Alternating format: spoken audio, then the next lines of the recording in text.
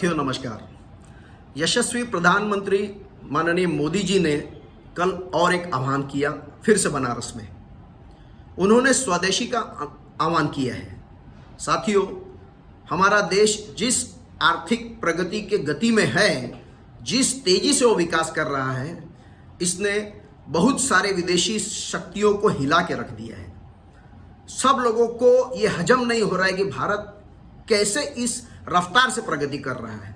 नाना प्रकार से हमारे विकास को अवरुद्ध करने का प्रयास देखा जा रहा है। पाकिस्तान ने जो हमारे ऊपर आक्रमण किया, कहा जाता है, माना जाता है कि इसके पीछे भी ऐसा ही कुछ था। किसी भी तरीके से भारत को युद्ध में फंसा के उसको रोका जाए, उसके विकास के दर को रोका जाए। कोरोना भी जो आया था वो इसी तरीके का एक षड्यंत्र था। साथियों, इस विश्व को के अंदर तीसरी अर्थव्यवस्था, सबसे बड़ी अर्थव्यवस्था बनने के हम लोग बहुत करीब पहुंच चुके हैं। मोदी जी के नेतृत्व में भारत जल्दी ही तीसरी अर्थव्यवस्था बनने के करीब है। लेकिन आज विश्व में जो आर्थिक अस्थिरता चल रही है, इसके चलते हम लोगों को ऊपर दादागिरी, खास तौर पे अमेरिका के राष्ट्रपति डोनाल्ड ट्रंप हमारे ऊपर जो दादागिरी कर रहे हैं और हमारे ऊपर दबाव बना रहे हैं कि कृषि और डेयरी और जीएम खाद्य प्रोडक्ट्स के बाजार को खोला जाए। लेकिन साथियों, आप लोग जानकर हैरान हो जाएंगे कि अगर ऐसा कुछ किया गया तो हमारे किसानों के ऊपर बहुत बड़ा अन्याय होगा और उनको विश्व के साथ जो compete करना है उसमें वो compete नहीं कर पाएंगे और उनका बहुत बड़ा नुकसान हो जाएगा। और जो आर्थिक रीढ़ है भारत की, किसानी, खेती, उसको आघात पहुंचेगा। लेकिन भारत की इस अर्थव्यवस्था को सुदृढ़ और सुरक्षित रखने के लिए सबसे बड़ा जो उपाय मोदी जी ने सुझाया है वो है स्वदेशी। हर व्यापारी से उन्होंने आह्वान किया है कि अपना माल बेचने के पहले वो जरूर ये सोचे, क्या इसमें भारत के मजदूर का पसीना लगा है, उसकी मेहनत लगी है, तो ही वो उसको बेचे।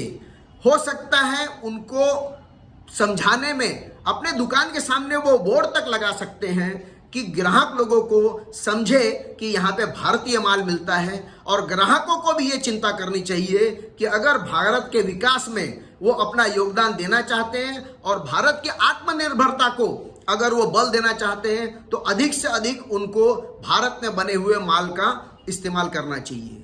साथियों, जो अभी पाकिस्तान के साथ युद्ध हुआ, सिंदूर का जो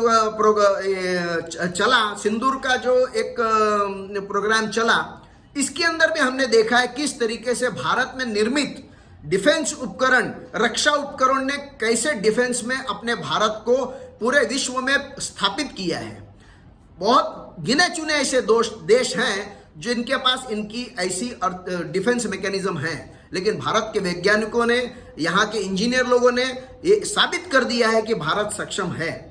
साथियों, हम लोगों को महात्मा गांधी ने बताए हुए जो सूत्र मंत्र हमको दिया था स्वदेशी का, उसका हमको अमल करके सच्ची श्रद्धांजलि हमको मोहनदास करमचंद गांधी, महात्मा गांधी, राष्ट्रपिता को देनी चाहिए। यह डुप्लीकेट गांधी, जिनकी पैदाइश ही विदेशी है, इनके बहकावे में न आते हुए सरकार के हर विकास के काम में जो अवरुद्ध बनने का प्रयास कर रहे हैं, हमको ओरिजिनल जो सही में हमारे राष्ट्रपिता महात्मा गांधी है, उनके दिए हुए सूत्र को अमल में लाते हुए हमें स्वदेशी का अनुसरण करना चाहिए।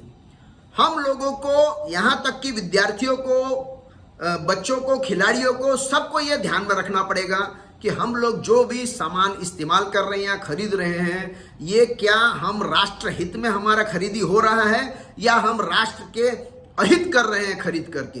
अगर हमारा कोई भी ऐसा कदम हम लोग अगर राष्ट्र के हित में नहीं कर रहे हैं तो ये राष्ट्रभक्ति नहीं कही जा सकती। लेकिन मोदी जी के नेतृत्व में जिस तरीके से राष्ट्रभक्ति का एक उफान आया हुआ है, मुझे विश्वास है मेरे भाई लोग जरूर इस स्वदेशी के आंदोलन में साथ देंगे और हमारे भारत को तीसरी अर्थव्यवस्था बनाने के लिए अपना पूरा योगदान देंगे। धन्यवाद। जय श्री राम।